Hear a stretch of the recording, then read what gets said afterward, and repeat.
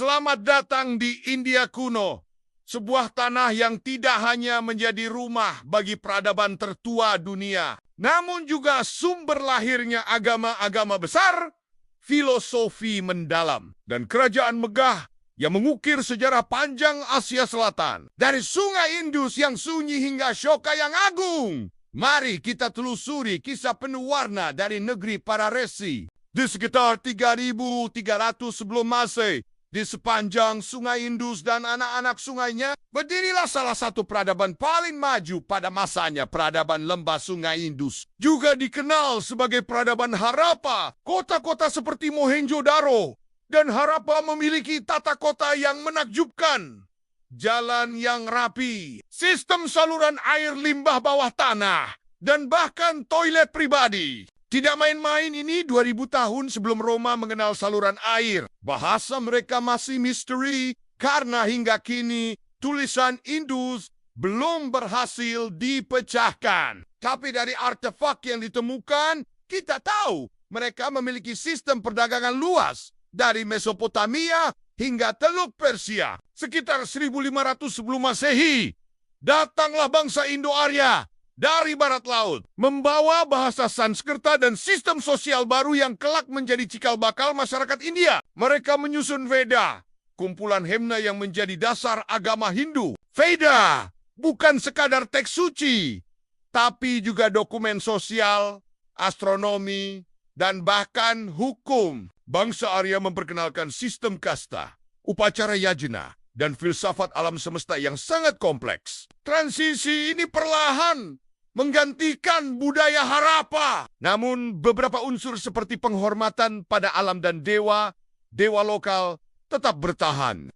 Dari masa Weda, India memasuki era Mahajanapada di sekitar 600 sebelum Masehi.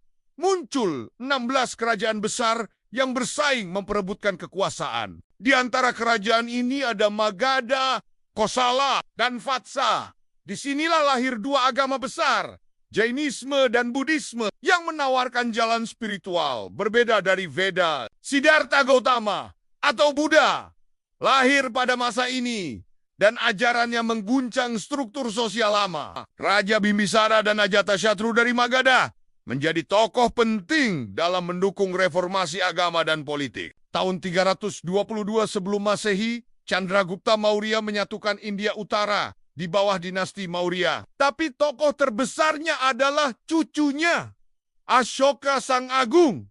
Ashoka awalnya raja penakluk, tapi setelah melihat horor perang Kalingga, ia berbalik menjadi penyebar Buddhisme. Ia menyebarkan ajaran damai dan moral, menulis edik-edik pada batu dan pilar di seluruh negeri. Ia juga menjalin hubungan diplomatik dengan Yunani, Mesir, dan Sri Lanka. Sistem pemerintahannya mencakup administrasi canggih, pengawasan terhadap petani, hingga pembangunan rumah sakit hewan. Sebuah kerajaan kuno yang sudah sangat maju. India kuno bukan hanya soal raja dan perang. Mereka juga mengembangkan matematika, astronomi, pengobatan, dan filsafat yang memengaruhi dunia. Konsep nol berasal dari India. Sistem desimal pun demikian. Ilmuwan seperti Aryabhata menghitung rotasi bumi, sementara Susruta menulis ensiklopedia medis yang menjelaskan pembedahan hingga 100 jenis alat medis. Dalam bidang sastra muncul Mahabharata dan Ramayana. Epik yang bukan hanya cerita, tapi juga panduan moral dan filsafat hidup. Beberapa abad setelah runtuhnya Maurya, muncullah dinasti Gupta yang dikenal sebagai zaman keemasan India. Pada masa ini, seni, arsitektur, musik, dan ilmu pengetahuan mencapai puncaknya. Universitas Nalanda menjadi pusat pendidikan internasional yang menampung ribuan siswa dari seluruh Asia.